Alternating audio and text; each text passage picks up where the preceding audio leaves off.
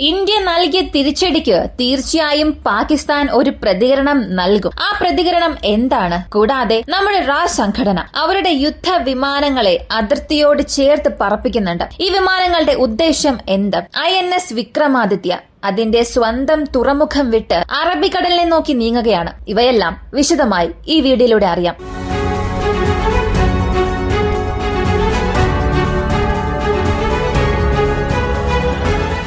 ആദ്യത്തെ കാര്യം, ഇന്ത്യക്കും പാകിസ്ഥാനും ഇടയിലുള്ള ഈയൊരു പോരാട്ടത്തിൽ സിന്ധു നദീജല കരാർ നമ്മൾ റദ്ദാക്കി എന്ന കാര്യം എല്ലാവർക്കും അറിയാം. ഇതിന് പാകിസ്ഥാൻ എങ്ങനെയാണ് പ്രതികരിക്കുക എന്ന് ചോദിച്ചാൽ, സിന്ധു നദിയെ വിശ്വസിച്ചാണ് മുഴുവൻ പാകിസ്ഥാനും ഉള്ളത്. ഈ സാഹചര്യത്തിൽ ഇന്ത്യ അതിന്റെ എല്ലാ നദികളെയും സക്സസ്ഫുൾ ആയി ഡൈവേർട്ട് ചെയ്യുകയാണെങ്കിൽ ഞങ്ങൾ ഇതൊരു ആക്ട് ഓഫ് വാറായി കൺസിഡർ ചെയ്യും എന്നാണ് പാകിസ്ഥാൻ അറിയിച്ചിരിക്കുന്നത്. അതായത് ഇന്ത്യ ഇൻഡസ് വാട്ടർ ട്രീറ്റിയെ ക്യാൻസൽ ചെയ്താലും റദ്ദാക്കിയാലും അതിൽ നിന്നും വരുന്ന ഉപനദികളെ നമ്മൾ കൃത്യമായി മറ്റൊരു സ്ഥലത്തേക്ക് മാറ്റിവിട്ടാൽ മാത്രമേ പാകിസ്ഥാനുള്ളിലേക്ക് വെള്ളം പോകാതിരിക്കുകയുള്ളൂ. അങ്ങനെ വിജയകരമായി നമ്മൾ ഡൈവേർട്ട് ചെയ്ത് അവസാനിപ്പിക്കുകയാണെങ്കിൽ ഇതിനെ ഒരു ആക്ട് ഓഫ് വാറായി പാകിസ്ഥാൻ കൺസിഡർ ചെയ്യുമെന്നാണ് അവരുടെ ഭാഗത്തു നിന്നും പറഞ്ഞിരിക്കുന്നത്. ഇപ്പോ ഇന്ത്യക്ക് എതിരെ പാകിസ്ഥാൻ എന്തൊക്കെയാണ് ചെയ്തുകൊണ്ടിരിക്കുന്നത് എന്ന് നോക്കിയാൽ, അവരുടെ യുദ്ധവിമാനങ്ങളെ തയ്യാറാക്കിക്കൊണ്ടിരിക്കുകയാണ്. അവരുടെ സൈന്യം നമ്മുടെ അതിർത്തിക്ക് അടുത്ത് സൈനിക അഭ്യാസത്തിൽ നിലയുറപ്പിച്ചിട്ടുണ്ട്. കൂടാതെ കപ്പൽ സേന പൂർണ്ണ ജാഗ്രതയിലാണെന്നും അറിയിച്ചിട്ടുണ്ട്. അതുമാത്രം അല്ല, ഇന്ത്യ തീർച്ചയായും ഒരു സൈനിക നടപടി സ്വീകരിക്കും. 2019 ബാലക്കോട്ട് സ്ട്രൈക്ക് ചെയ്തതുപോലെ തീർച്ചയായും ഒരു എയർ സ്ട്രൈക്ക് അല്ലെങ്കിൽ ഒരു സർജിക്കൽ സ്ട്രൈക്ക് ഇന്ത്യ ചെയ്യും. അത്തരം ആക്രമണങ്ങൾ സംഭവിച്ചാൽ പാകിസ്ഥാൻ ഉചിതമായ ഒരു മറുപടി നൽകാനും തയ്യാറാണ് എന്നവർ പറഞ്ഞു. ഇനി ഇവിടെ നിന്ന് നമുക്ക് ഒരു കാര്യം മനസ്സിലാക്കാൻ സാധിക്കും.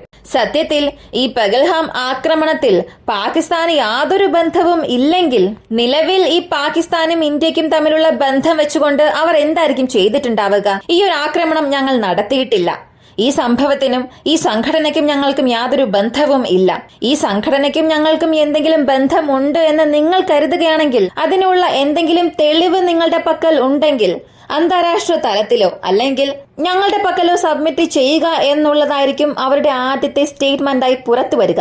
എന്നാൽ പകരം അവർ സൈന്യത്തെ സജ്ജമാക്കുകയും ഇന്ത്യ കൊടുക്കുന്ന സ്റ്റേറ്റ്മെന്റ്സിനൊക്കെ മറുപടി നൽകുകയും ഇവയൊക്കെയാണ് ചെയ്യുന്നത്. അപ്പോ ഇതെല്ലാം വെച്ചുകൊണ്ട് നമുക്ക് ഒരു കാര്യം മനസ്സിലാക്കാൻ കഴിയും. പഹൽഗാം ആക്രമണത്തെ അവർ വേറിട്ട് കാണാൻ ആഗ്രഹിക്കുന്നില്ല, അതിനെ ഒറ്റപ്പെടുത്തി നിർത്താൻ ആഗ്രഹിക്കുന്നില്ല. ആ ആക്രമണം ഞങ്ങൾ തന്നെയാണ് ചെയ്തത്, നിങ്ങൾ റെസ്പോണ്ട് ചെയ്താൽ ഞങ്ങൾ റെസ്പോണ്ട് ചെയ്യും എന്ന രീതിയിലാണ് ഇപ്പോ പാകിസ്ഥാൻ ഉള്ളത്. അപ്പോ ഇന്ത്യ നടത്തിയ എല്ലാ നയതന്ത്ര ആക്രമണങ്ങൾക്കും പാകിസ്ഥാൻ നമുക്കെതിരെ തിരിച്ചടി നൽകിയിട്ടുണ്ട്. അതുപോലെ ഡിപ്ലോമാറ്റ്സിന്റെ എണ്ണവും അവർ 30 കുറച്ചിട്ടുണ്ട്. എല്ലാ ഇന്ത്യക്കാരോടും സ്ഥലം വിടാൻ ആവശ്യപ്പെട്ടിട്ടുണ്ട്. കൂടാതെ പാകിസ്ഥാൻ വ്യോമാതിർത്തി ഇന്ത്യയിലേക്ക് ക്ലോസ് ചെയ്തിട്ടുണ്ട്. ഇന്ത്യയിൽ നിന്ന് യാതൊരു വാണിജ്യ ജെറ്റും പാകിസ്ഥാനിലൂടെ പോകാൻ കഴിയില്ല. അതും ഇന്ത്യൻ വാണിജ്യ ജെറ്റുകൾക്ക് മാത്രമാണ്. ഉദാഹരണത്തിന് ബംഗ്ലാദേശിൽ നിന്നും ഒരു വിമാനം ഇന്ത്യ വഴി പാകിസ്ഥാൻ ക്രോസ് ചെയ്ത് പോവുകയാണെങ്കിൽ ആ വിമാനത്തിന് യാതൊരു തടസ്സവും ഇല്ല. എന്നാൽ ഇന്ത്യൻ ഉടമസ്ഥതയിലുള്ള ഒരു വാണിജ്യ വിമാനമോ സൈനിക വിമാനങ്ങളോ ഇവയൊന്നും പാകിസ്ഥാൻ വ്യോമാതിർത്തി ഉപയോഗിക്കേണ്ട ഒരു അനുവാദം ഇല്ല. ഇതാണ് അവർ പ്രഖ്യാപിച്ചിരിക്കുന്നത്. ഇതിന് ഇന്ത്യയുടെ എയർ ഇന്ത്യ വിമാനവും ഒരു ഇൻഫർമേഷൻ റിലീസ് ചെയ്തിട്ടുണ്ട്. പാകിസ്ഥാൻ വ്യോമാതിർത്തി അടച്ചതിനാൽ എയർ ഇന്ത്യ വിമാനങ്ങൾ വ്യത്യസ്തമായ ഒരു ദീർഘദൂര പാതയിലൂടെ ആയിരിക്കും സഞ്ചരിക്കുക. ഇത് മൂലമുണ്ടാകുന്ന അസൗകര്യങ്ങൾക്ക് ഞങ്ങൾ ഖേദം അറിയിക്കുന്നുവെന്നാണ് എയർ ഇന്ത്യ അറിയിച്ചിരിക്കുന്നത്. കൂടാതെ ടിക്കറ്റ് നിരക്കുകൾ നേരിയ രീതിയിൽ ഉയരാനുള്ള സാധ്യതയുമുണ്ട്. ഇതിനപ്പുറം പാകിസ്ഥാൻ എങ്ങനെയെല്ലാമാണോ അവരുടെ സൈന്യത്തെ വിന്യസിപ്പിക്കുന്നതും വികസിപ്പിക്കുന്നതും അതുപോലെ തന്നെ നമ്മളും നമ്മുടെ സൈന്യത്തെ വികസിപ്പിച്ചുകൊണ്ടിരിക്കുകയാണ്. സൈനിക നടപടികൾക്കുള്ള സാധ്യതയും വർദ്ധിച്ചുകൊണ്ടിരിക്കുകയാണ്. കാരണം അതിർത്തിക്ക് അടുത്ത് റായുടെ ഇന്റലിജൻസ് യുദ്ധവിമാനം ഇപ്പോൾ പറക്കുന്നുണ്ട്. ഇത് ബോംബേര എന്ന കമ്പനി നിർമ്മിച്ച യുദ്ധവിമാനമാണ്. ഇതൊരു ബിസിനസ് ജെറ്റാണ്. ഈ ബിസിനസ് ജെറ്റിൽ ഇസ്രായേലിന്റെ സാങ്കേതിക വിദ്യയെ അടിസ്ഥാനമാക്കിയ ഒരു സിന്തറ്റിക് അപ്പർച്ചർ റഡാർ സ്ഥാപിച്ചിട്ടുണ്ട്. ഈ യുദ്ധവിമാനം അതിർത്തിക്ക് അടുത്ത് പറപ്പിക്കുകയാണ്. ഇങ്ങനെ അതിർത്തിക്ക് അടുത്ത് പറക്കുമ്പോൾ ഈ സിന്തറ്റിക് അപ്പർച്ചർ റഡാർ ചെയ്യുന്നത് അതിർത്തിക്ക് താഴെ പാകിസ്ഥാനുള്ളിൽ ഒരു നിശ്ചിത കിലോമീറ്ററിൽ ചെറിയ കാക്കയോ കുരുവിയോ പറന്നാൽ പോലും അത് റെക്കോർഡ് ചെയ്യും. പാകിസ്ഥാൻ സൈന്യത്തിൽ എത്ര സൈനികരാണ് കൂടിച്ചേരുന്നത്, ഏത് തരം അമുനേഷൻസ് അവരുടെ പക്കലുണ്ട്, എത്ര ടാങ്കുകൾ, എത്ര ആർട്ടിലറീസ്, എത്ര സപ്പോർട്ടിംഗ് ടെക്നീഷ്യൻസ്, എല്ലാ വിവരങ്ങളും അവർ ശേഖരിക്കുകയും ഇന്ത്യൻ സൈന്യത്തിന് കൊടുക്കും. ഇതാണ് ഈ യുദ്ധവിമാനത്തിന്റെ ജോലി. ഇത് ആക്റ്റീവായി വെസ്റ്റേൺ ബോർഡറിൽ പറന്നുകൊണ്ടിരിക്കുകയാണ്. കൂടാതെ ഇന്ത്യയുടെ വിമാനവാഹിനി കപ്പലായ INS വിക്രാന്ത് ഇത് കർണാടകയിലെ സ്വന്തം തുറമുഖത്ത് നിന്നും പുറപ്പെട്ടിട്ടുണ്ട്. അറബിക്കടലിലേക്ക് പുറപ്പെടുന്ന കാര്യം ഉപഗ്രഹ ചിത്രങ്ങളിലൂടെയും അതുമാത്രമല്ല ഔദ്യോഗിക സ്ഥിരീകരണത്തിലൂടെയും അവർ അറിയിച്ചിട്ടുണ്ട്. ഇത് പാകിസ്ഥാനിലേക്ക് പോകുന്നു. അതായത് ഈ വിമാനവാഹിനി കപ്പൽ പാകിസ്ഥാനിൽ പോയി അവിടെ നിൽക്കും. കൂടാതെ ഇന്ത്യ പാകിസ്ഥാനെ ആക്രമിക്കാൻ ഉത്തരവുകൾ നൽകുമ്പോൾ ഈ വിമാനവാഹിനി കപ്പൽ പാകിസ്ഥാന് നേരെ ആക്രമണം ആരംഭിക്കും. അതിനാൽ തന്ത്രപരമായി ഇന്ത്യൻ നാവികസേനയുടെ എല്ലാ സ്വത്തുക്കളും ഇപ്പോൾ പാകിസ്ഥാൻ നേരെയാണ് സ്ഥാപിച്ചിരിക്കുന്നത്.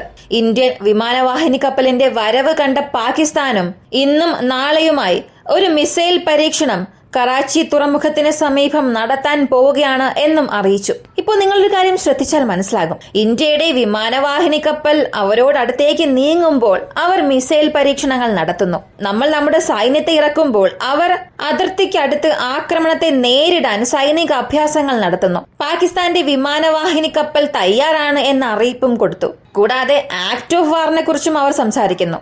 അപ്പോൾ ഇത്തവണ പാകിസ്ഥാൻ ഇന്ത്യയുമായി ഒരു ഷോർട്ട് ടേം വാറിൽ ഏർപ്പെടാനായി തയ്യാറായിക്കൊണ്ടിരിക്കുകയാണ്.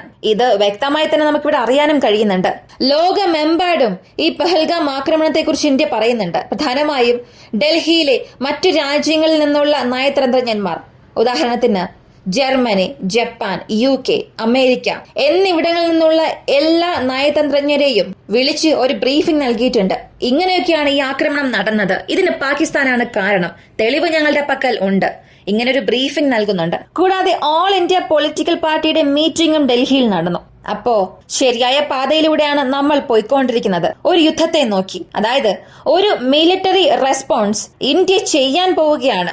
ആ ഒരു റെസ്പോൺസ് ചെയ്യുന്നതിന് മുൻപ് നമ്മൾ ലോകമെമ്പാടുമുള്ള രാജ്യങ്ങൾക്ക് മറുപടി പറയുന്നുണ്ട്. ഞങ്ങൾ ഇത് ചെയ്യാൻ പോവുകയാണ്, ചെയ്യാൻ ഇതാണ് കാരണം. ഇങ്ങനെ ഓരോ കാര്യങ്ങളായി ഓരോരുത്തരോട് പറയുകയാണ്. ഈ മിലിറ്ററി റെസ്പോൺസ് ഇനി എങ്ങനെ ഉണ്ടായിരിക്കുമെന്ന് കാത്തിരുന്ന് തന്നെ കാണാം. പാകിസ്ഥാൻ ഏത് തരത്തിലുള്ള ആയുധങ്ങളായിരിക്കാം വച്ചിട്ടുണ്ടാവുക, അവർ എങ്ങനെയെല്ലാം നമ്മളെ പ്രതിരോധിക്കാൻ ശ്രമിക്കും, ഇതിനെക്കുറിച്ചൊക്കെ നമുക്ക് വരും ഭാഗങ്ങളിലൂടെ വ്യക്തമായി അറിയാം.